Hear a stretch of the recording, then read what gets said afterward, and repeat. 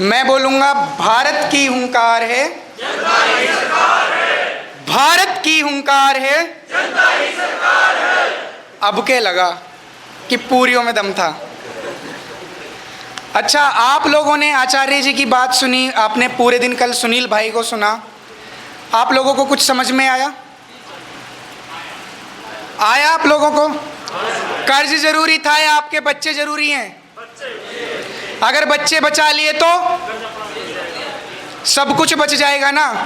नस्ल और फसल जरूरी है, आपका कर्ज जरूरी है? दोनों जरूरी है ना। जब ये दोनों ही बच जाएंगी तो कर्ज को तो हम, ये तो इस तरीके से खत्म हो जाएगा। बस आप लोगों को एकत्रित होने की जरूरत है। आप लोगों ने सुनील भाई को सुना, आचार्य चांद जी को सुना, उसको सुनने के बाद आपको क्या लगा? यहाँ पर चंद्रशेखर आज़ाद की फोटो लगी हुई है। जो चंद्रशेखर आज़ाद थे, जब काकोरी कांड हुआ तो काकोरी कांड में इन्होंने जो धन लूटा था, तो इनकी जो साथी थे वो कहते हैं कि कुछ जो धन लूटा है अपनी माता पिता के लिए भेज दो। तो चंद्रशेखर आज़ाद कहते हैं मेरी पिस्तौल में इनके लिए सिर्फ 2 गोलियां हैं। तो चंद्रशेखर आज़ाद की क्या भावना थी? इलाहाबाद के अल्फ्रेड पार्क में इन्होंने अपने आप को स्वयं गोली मार ली थी और एक नौजवानों के बीच में एक ऐसी भावना पैदा करके चले गए कि गुलामी की ज़िंदगी जीने से बदतर है कि अपने आप को स्वयं गोली मार लेना। अब उन्होंने ये आत्महत्या नहीं की थी, उन्होंने संकल्प ले रखा था कि जब तक मैं जीऊँगा अपने जीते जी अंग्रेज़ों के हाथ नहीं आऊँगा। उन्होंने एक भावना पैदा करी थी कि गुलामी की ज़िंदगी जीने से बदतर है, या फिर जिस गुलामी की जंजीर को काटने के लिए अगर आपको अपना पैर काटना पड़ रहा तो आप उस पैर को काट दीजिए, लेकिन आप आज़ाद जिए। ये भावना पैदा करके गए थे। तो इन्होंने लिख रखा कि अगर अभी भी तुम्हारा खून नहीं खोला तो ये खून नहीं, ये पानी है। आजकल के इस जो आज ये वर्तमान में आप देख रहे होंगे, ऐसी प्रतिकूल परिस्थितियां बनी हुई हैं कि जो देश की बात करता है, राष्ट्रहित की बात करता है, समाज की बात करता है, उसको केवल एक ही भावना से देखा जाता है कि ये तो निठल्ला है, इसके पास काम धंधा नहीं है, इसको कमाना नहीं आता, बस ये काम करना है। मैं आप लोगों को एक बात बताता हूँ, जो क्रांतिकारी होता है, जो बगावती होता है, जो विद्रोही होता है, वो आसान नहीं होता। IAS IPS प्रधानमंत्री राष्ट्रपति बनना आसान होता है, लेकिन क्रांतिकारी बनना आसान नहीं होता। तपना पड़ता है आपको उस भट्टी से निकलना पड़ता है। आपको राम प्रसाद बिस्मिल अगर आपने सुना हो, भगत सिंह के बारे में सुना हो, पढ़ना आप। घंटों घंटों बर्फ की सिल्लों पर एक ही जगह पर सैकड़ों कोड़े बरसाए जाते थे, आसान नहीं होता। चंद्रशेखर आज़ाद को जब गिरफ्तार किया गया था, 10-12 साल का नौजवान था। भारत माता के उद्घोष लगा रहा था, अंग्रेज़ों ने पकड़ लिया। अंग्रेज पकड़ते हैं, पूछते हैं कहाँ से हो, सवाल जवाब होते हैं। सवाल जवाब जब होते हैं तो कुछ नहीं बोलता, क्योंकि उससे पहले जिन साथियों से ये मिले थे, इन्होंने बगावत और विद्रोही लोग जो अपने जीवन में देखे थे, तो वो उनसे जाके मिलते हैं और बोलते हैं कि मैं भी आपकी तरह इस राष्ट्रहित के कार्य के लिए आपका साथ देना चाहता हूँ। तो वो इनको चैलेंज कर देते हैं कि आसान नहीं होता क्रांतिकारी बनना, बगावती बनना, विद्रोही बनना। तो चंद्रशेखर आज़ाद अंग्रेज़ों से टक्कर लेते हैं, और क्या होता है, इनको जब पकड़ कर ले जाती है पुलिस और मजिस्ट्रेट के सामने जब पेश किया जाता है, तो इनसे पूछा जाता है आपका नाम क्या है, नहीं बोलते।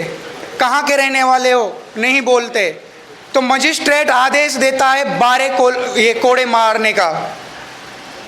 बदन पे मारे जाते हैं, कोमल खाल होती है, 12 साल की उम्र होती है, आंखों में ज्वाला होती है, हाथों में मुट्ठियां बंद होती हैं जो उसमें भरी हुई होती हैं, और मुख से एक ही शब्द निकलता है, भारत माता की जय। 12 कोड़े मारे जाते हैं। मजिस्ट्रेट देखता रहता है, लेकिन फिर भी वो टच से मस नहीं होता। फिर दोबारा पूछता कि आप कौन हो, फिर बताते हो, कहाँ के रहने वाले हो, पता कहाँ है, नाम बताता है आज़ाद, और कहाँ रहता है जेल खाना। ये आप लोगों ने सारी बातें सुनी होंगी।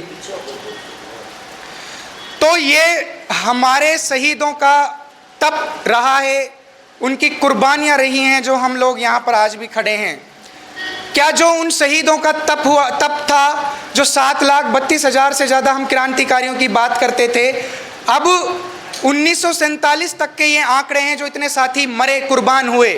1947 के बाद भी न जाने कितनी कुर्बानियां हुई हैं।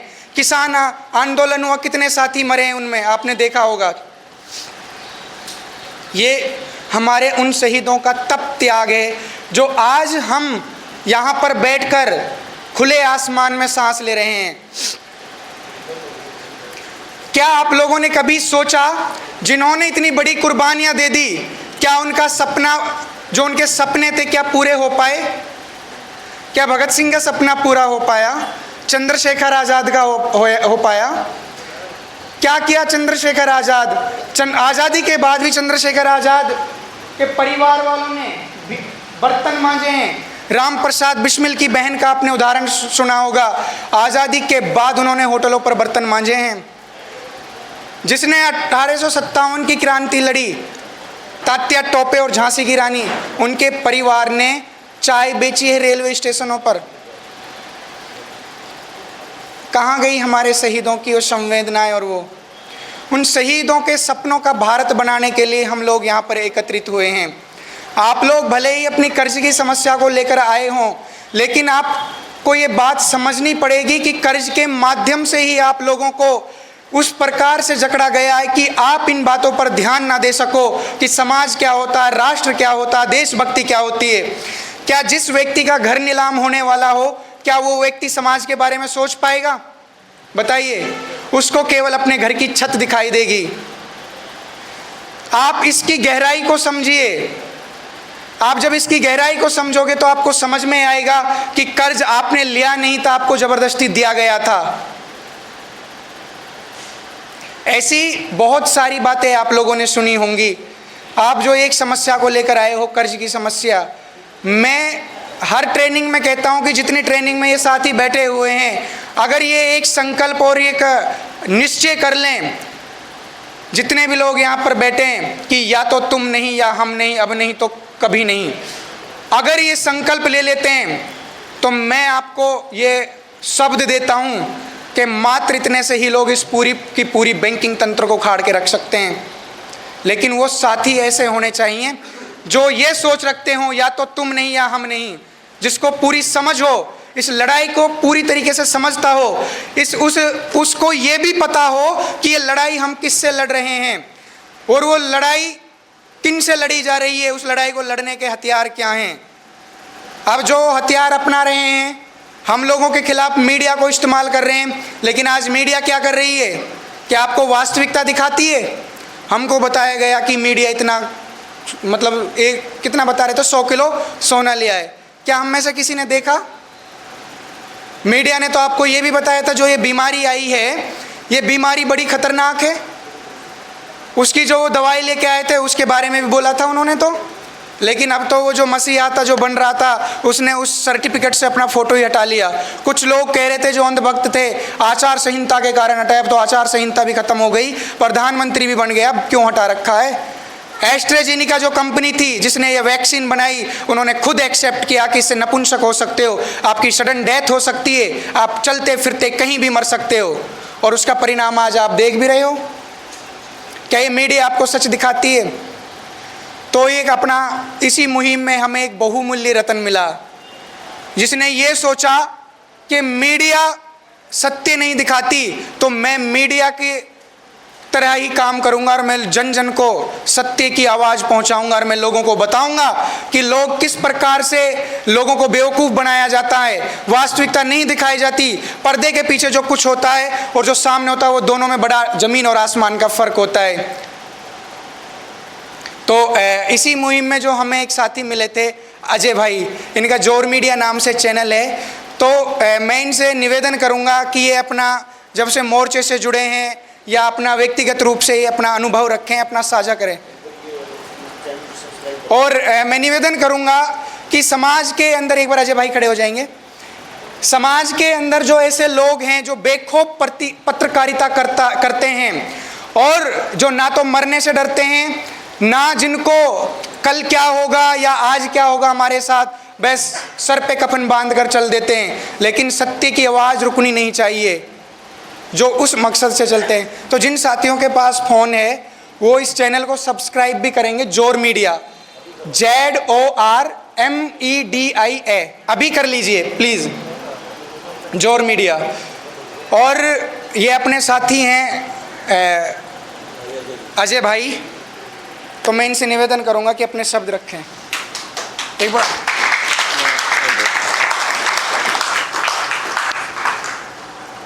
जी भाई का बहुत बहुत धन्यवाद। हाँ एक बार कर लो आप ना जो कार्रवाई करनी है। आवाज़ सही आ रही है क्या आप तक? अच्छा ये बात बताइए, सारे जितने भी यहाँ पर देखना है जी नज़दीक था, हाँ युवा साथी भी दिखने लग रहे हैं, अपनी माता बहनें भी दिखने लग रही हैं और अपने बड़े बुजुर्ग भी दिखने लग रहे हैं जो कि मेरे से काफ़ी बड़ी उम्र के हैं। तो एक बार तो सारा ना हाथ जोड़ कर राम राम राम राम ले लो।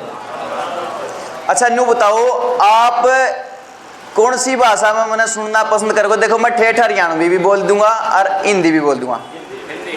हिंदी चलो ठीक है। अच्छा आपको हरियाणवी बोलूं और समझ पाओगे? अच्छा ये बताइए मेरे हाथ खड़े कर करके बताइए हरियाणवी कौन कौन समझ सकता है? ओ ज्यादा संख्या है, चलो ठीक है फिर इसमें कंफर्टेबल हो। हिंदी वाले कौन कौन है? हाथ खड़े करना हिंदी वाले। चलो हिंदी और हरियाणवी ना मिक्स कर लेंगे आप ताकि उनके भी समझ में आ जाए उनके भी समझ में आ जाए। हरियाणा तो समझ में आ जाएगी। ठीक है थोड़ा हिंदी में बोलने का प्रयास करूंगा। अच्छा एक बार और दोबारा मेरी राम राम ले लीजिए। अच्छा आप ये बताइए कि आप जो अपने डिस्प्ले पर देखो, अपने फ़ोन की पे होगी, अच्छा अपने टेलीविज़न पर होगी, क्या आप वो देखने लग रहे हो जो आप देखना चाहते हो या फिर आप वो देखने लग रहे हो कि ज़बरदस्ती आपको दिखाया जाने लग रहा है? दिखाया जा रहा है वो देख रहे हो। यानी कि आज अगर आप अनुमान लगावा किसी भी बड़ा अधिकारी या फिर कोई बड़ा ऊपर लेवल पर बैठा है, मान के चालो एक नाम में ले लिया पे मोदी, तो आप उसके बारे में अच्छा कह दिया बुरा कह दिया, तो आप अच्छा बुरा का आकलन अनुमान आप कद लगा सका जब हम उनके साथ बैठे हों, हमने उनके साथ बात करी हो, हमने उनके स्वभाव का पता हो। देखो मेरे बारे में आप अच्छा और बुरा आकलन कब लगा पाओगे? जब आप मेरे साथ बैठे हो, मेरे व्यवहार का पता हो, अच्छा मेरे स्वभाव का पता हो, मेरे से बातचीत कर रखी हो, कुछ समय आपने मेरे साथ गुजार रखा हो, तो हम जो है आकलन किस बेस पर लगावा जो कि अपने को दिखाया जावे। सच्चाई कह रहे हूं झूठ कह रहा हूं? आप किसी भी जो बड़ा चेहरा है जिससे आप कभी मिले नहीं हो, आप उनके बारे में अच्छे बुरे का आकलन कब लगाते हो? डिस्प्ले पर देख करके। ऐसा ही होता है। तो कोई भी बंदा अपने बारे में बुरा क्यों कहेगा और अच्छा क्यों कहेगा? आप साफ साफ समझते इस बात को। तो इसी के चलते जो होने लग रहा था समाज में, तो मैं देखने लग रहा था कि लोगों को वो चीजें दिखाई जाने लग रही है जो कि वो देख के राजी नहीं है, जबरदस्ती है। तो मैं निकल लिया, ये माइक लेकर ये बनवा कर मैं घर से निकल लिया। घर वाले भी परेशान कि लड़का क्या करने लग गया। तो मैंने घर वालों को कहा चलो आवाज़ उठाएंगे, जो दबी कुचली आवाज़ें हैं आपके बीच में आज तक का कोई पत्रकार नहीं मिलेगा, कोई बड़े बड़े स्ट्रीम मीडिया चैनल के कोई पत्रकार नहीं मिलेंगे। मैंने कहा कि मैं गाँव गाँव जाकर के जो है आम लोगों की, गरीब लोगों की आवाज़ उठाऊंगा। तो घर वाले भी परेशान हो गए, रिश्तेदार भी परेशान हो गए, सारे के सारे परेशान कि भाई लड़का करने क्या लग गया। चलो ठीक है, परेशानी का कारण समझ में आया।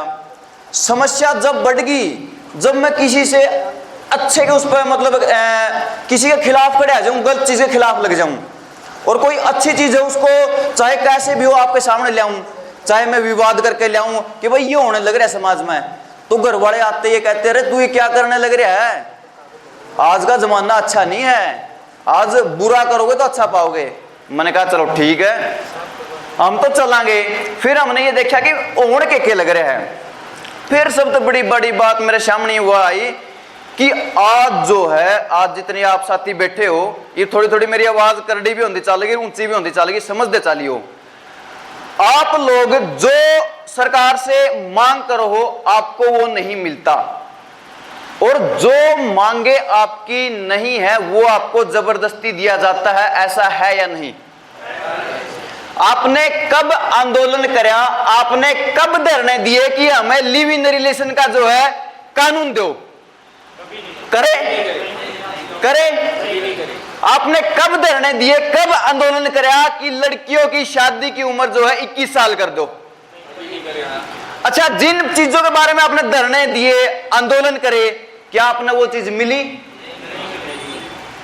क्या आपने मिली? बताओ, ऊंचा बोलो थोड़ा, ताकि आप एक कनेक्ट हो सका एक दूसरे से, ताकि पता लगे कि भाई मेरे भाव क्या है, आपके भाव क्या है। नहीं मिली ना? तो आप एक ऐसी व्यवस्था के अंदर जो है सरवाइव करने लग रहे हैं जिसके अंदर की अपने को जो जरूरत है वो चीजें हमको नहीं दी जाने लग रही, और फिर ऊपर को बोलने का क्या आ जाएगा कि हम लोकतांत्रिक देश में रहते हैं। ऐसा ही है ना जी अंकल जी? ऐसे है नहीं कि लोकतंत्र क्या है कि भाई लोगों का तंत्र, जैसे कि 50-100 लोग इकट्ठे होकर जो बात बोल देंगे हमें ये चीज चाहिए, तो वो उनको देनी पड़ेगी क्योंकि वो उनको अच्छी लगती है। तो ये लोगों का तंत्र है। तो फिर क्या है कि मैंने देखा मीडिया में क्या चलने लग रहा है। देखो, कोई काम करने से पहले तो उसको देखना पड़ेगा ना। अगर मैं ये माइक लेके चल आऊं घर से, तो मैंने ये देखना पड़ेगा कि वे टेलीविजन में हो क्या रहा है। तो टेलीविजन में देखा मैंने, जो फिल्में आने लग रही है, जो न्यूज चलन लग रही है, उसके अंदर ऐसा ऐसा आड़ कबाड़ जो है दिखाया जाने लग रहा है कि पूरा परिवार एक साथ बैठ के नहीं देख सकता। आज आप सच सच बताइए, एक पिता अपनी बेटी के साथ, एक माँ अपनी बेटी बेटे के साथ बैठ के टेलीविजन पे कोई कार्यक्रम देख सकते हैं, कोई फिल्म देख सकते हैं?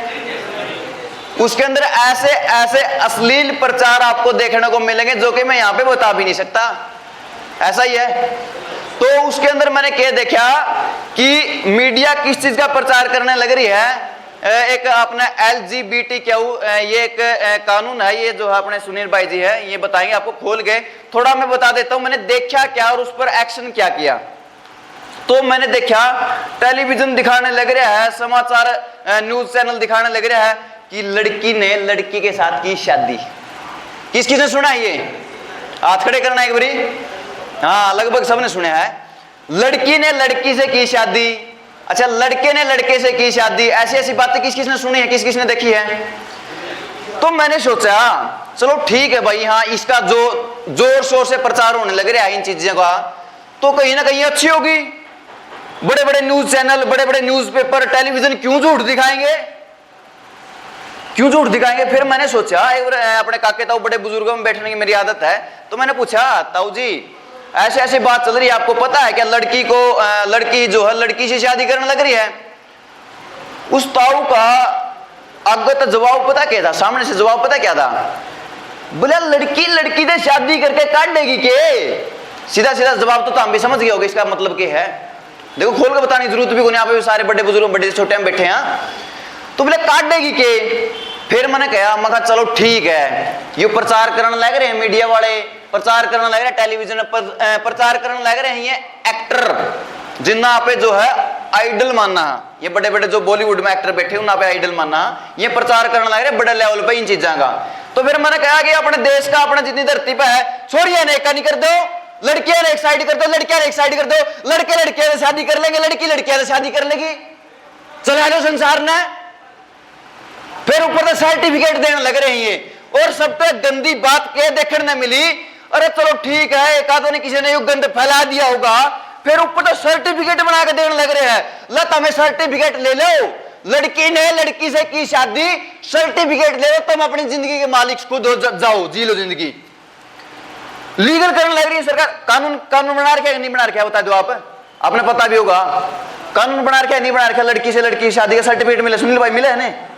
तो इन चीजों के सर्टिफिकेट मिले, यानी कि सरकार के मानना इन्हें सही है या व्यवस्था सही है। हालांकि अपने बड़े बुजुर्गों पर जाकर बैठा, समाज में पूछा तुम के को है, गंद मचा दिया भाई, मारड़ा जमाना सही था, पहले वाला जमाना सही था। अच्छा कौन कौन यूं मानना है कि ई बात जमाना सही है कि पहले वाला जमाना सही था? पहले वाला जमाना सही था? साथी कहो। तो मैं यह बात पूछूंगा भाई पहले वाला जमाना सही था कि ये बड़ा, तो उन्होंने कहोगे बोले पहले वाला जमाना सही था। तो फिर कमाल की बात यह देखी कि भाई खुला प्रचार, लड़की से लड़की शादी कर लो, लड़के से लड़के कर लो। अरे जिद ये आप 100% होगी, ये सारी की सारी लड़कियां अलग कर दी, लड़के अलग कर दिए। अगर ये सिस्टम 100% हो गया, अपने चरम सीमा पर बिक गया कि भाई ऐसा ही होने लग गया कि भाई लड़की लड़की शादी करने लग रही, तो रिजल्ट क्या निकलेगा? अपना प्राकृतिक जो साइकिल वो टूट गया, टूट गया नहीं टूटा। तो अगर इसका जिस चीज का रिजल्ट टोटल खराब है तो वह चीज खराब है कि सही है? खराब है ना। तो आप ये बताइए, एक सिंपल सी बात मैं आपसे पूछूं, जितने भी यहां पर बैठे सारे एकदम ऊंची जवाब देना है, ऊंची आवाज में जवाब देना है। आप किसके लिए कमा रहे हो? आवाज नहीं आई। बच्चों के लिए। आप नहीं, इस देश के, इस राज्य के, इस शहर के किसी भी कोने में जाके पूछ लिया आप किसके लिए कमा रहे हो, सारे ये कहोगे अपने बच्चों के लिए। और आप अपने बच्चों को खाई में गिरते हुए देखने लग रहे हो, आप अपने बच्चों को जो है खत्म होते हुए देखने लग रहे हो। एक माँ बाप की कोई वैल्यू नहीं, जब उसका बच्चा सामने से आके कहता है मैं तो भाग के शादी करूंगा, मैं तो लड़का एक लड़की से कहती है मैं लड़की के साथ शादी करूंगा, आप उस चीज में देखने लग रहे हो और बर्दाश्त करने लग रहे हो। मुझे टेंशन हो इस बात की कि कहो कि भाई हम अपने बच्चों के लिए कमावा और बच्चे की तरफ कोई देखने नहीं लग रहा। एक माँ ने देखूं मैं, उसने दे दिया फोन, दे दिया छोटा होता सौदी से मार दे जाता है, आप कुछ करने लग रही है, बतलाने लग रही है, अपना सीरियल देखने लग रही है। जिस बच्चे के लिए आप कमावा हाँ उसके ऊपर कोई ध्यान नहीं। आप भी देख देखो जी, समाज में आप भी रहो, कोई देव ध्यान? बच्चे कहाँ घूम रहे हैं, क्या खा रहे हैं, क्या पहन रहे हैं, क्या देख रहे हैं, क्या सुन रहे हैं, किन लोगों की संगत में किस किस को पता? बताओ कितने का ध्यान रखा है? नहीं रखते, ज्यादातर लोग नहीं ध्यान रखते।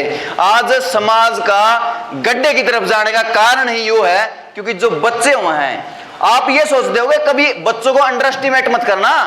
आप कभी ये सोचोगे आप उधर क्या देख रहा भाई, ये तो बच्चा है, ये तो बच्चा है, साइड वाले बच्चा है। बच्चा इस धरती का सर्वश्रेष्ठ और सबसे बुद्धिमान और इंटेलिजेंट पर्सन है बच्चा। आपा ना कोई बात कह जाए सामने से कोई बात बोल के चले जाओ, आपा उस चीज को इग्नोर कर सकते हैं, लेकिन बच्चा आपके मुख से निकली हुई हर बात को 360 डिग्री एंगल से सोचता, परखता, समझता है। आपने क्या कहा? अगर आप घर पे आकर के रोज लड़ाई करोगे तो आप उससे ये उम्मीद मत लगाना कि बड़ा होकर वो लड़ाई नहीं करेगा। अगर आप बच्चे के ऊपर इतना प्रेशर डाल रहे हो, एक बच्चे की लाइफ बता देता हूं एक बार थोड़े शब्दों में आपको।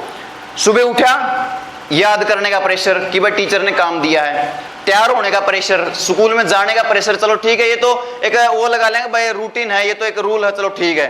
फिर पहली घंटी अटेंड करने का प्रेशर, फिर उस घंटी में काम क्या दिया है वो नहीं हुआ तो पीटने का प्रेशर, अगली घंटी में इंग्लिश के प्रश्न याद नहीं उसका प्रेशर, फिर ऊपर से लिखने का काम दे दिया उसका प्रेशर, फिर याद करने का काम दे दिया उसका प्रेशर। अच्छा फिर आधी छुट्टी में खाने भी नहीं देते आजकल, तो 15-15 मिनट की आधी छुट्टी होनी शुरू होगी स्कूल की, ऐसा काम हो गया है। तो एक जो बच्चा है इतना सारा, उसकी पीठ के ऊपर जो है उसके वजन से ज्यादा जो है बोझ लदा हुआ है, वो स्कूल में भी परेशान नजर आने लग रहा है।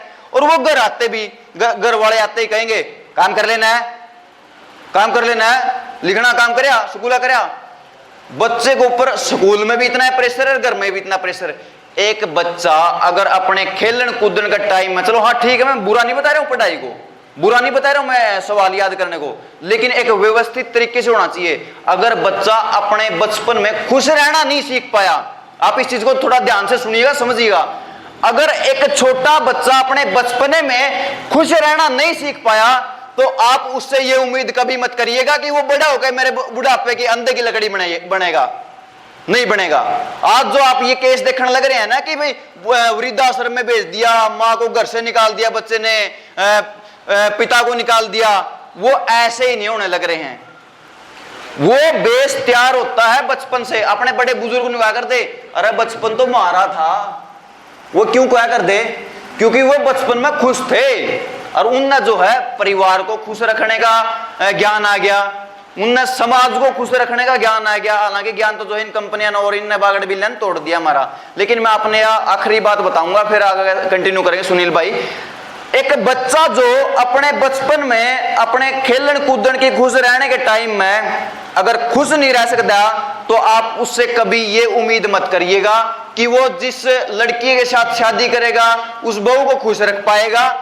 अच्छा, जो लड़की है वो किसी लड़की के साथ शादी करेगी, वो उसके पति को खुश रख पाएगी, समाज को खुश रख पाएगी, अपने सासू ससुरे ने खुश रख पाओगे, अपने घर ने खुश रख पाओगे, कुटुंब ने खुश रख पाओगे, पड़ोसिया ने।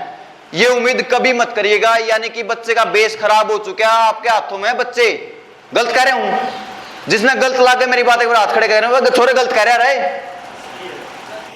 अगर बच्चा बचपन में खुश नहीं रह सका तो वो बड़ा होकर समाज को खुश नहीं रख पाओगा। और आज की जो व्यवस्था है, जो अपना पढ़ाई लिखाई का सिस्टम है, वो बिल्कुल ही बच्चों की जिंदगी के खिलाफ है। एक किस्म का मैं आखिरी बात यह कहकर जाने लग रहा हूं, हम जो है अपना ही दुश्मन तैयार करने लग रहे हैं। आज जो है बच्चा एक मोबाइल फोन में ही कड़ गया, फोन दिखाइए दियो चक्कन है, इस फोन ने वो अपना पिता समझ रहा है, वो अपनी माँ समझ रहा है, इसने बहन समझ रहा है। इसने एक बार खोज लो, उसका अंदर तिलमिलाहट माच जाओगी। क्यों माच जाओगी? क्योंकि आप करते हुए दिखाई देते हो। बच्चा जब तक कुछ भी नहीं करता, जब तक आप कुछ भी करते हुए नजर ना आए। अगर आप 24 घंटे फोन में ऐसे ध्यान लगाए बैठे हो तो बच्चा भी वही करेगा। कल बच्चा जो है इस मोबाइल की ही मानेगा, आपकी नहीं मानेगा। तो LGBTQ के बारे में जो है सुनील भाई आपको अच्छे से बताओगे। जो ये मामला मैंने बताया कि शादी वाला जो गंदी चीज है इस समाज में, समाज को तोड़ने का काम जो करा है, उनके तो सर्टिफिकेट बना के दिया है। और जो अपनी पंचायत व्यवस्था कर दी, ग्राम सभा कर दी, उसको तोड़ने का पूरा प्रयास किया जाने लग रहा है। सुनील भाई आइए। धन्यवाद अजय भाई, बहुत बहुत धन्यवाद। एक बार अजय भाई के लिए जोरदार ताली बजाएं। भारत की हुंकार है, जनता ही सरकार है। आवाज नहीं आई मुझे।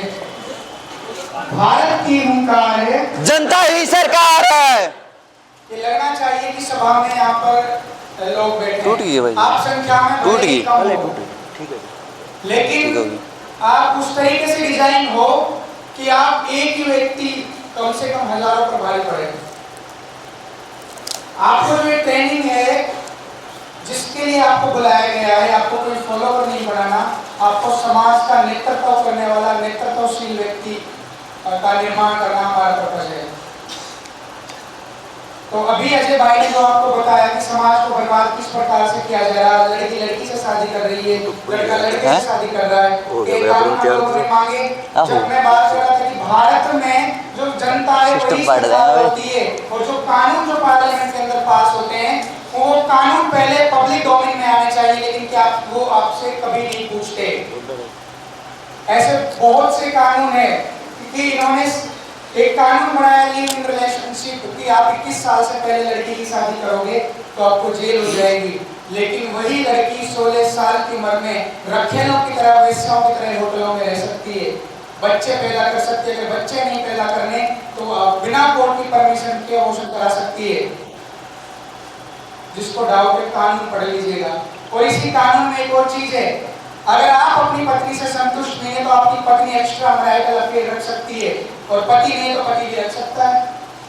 अगर आपने अपनी पत्नी के खिलाफ और पत्नी ने पति के खिलाफ करने की कुछ कोशिश करी तो इस कानून के तहत उसको प्रोटेक्ट किया जाएगा।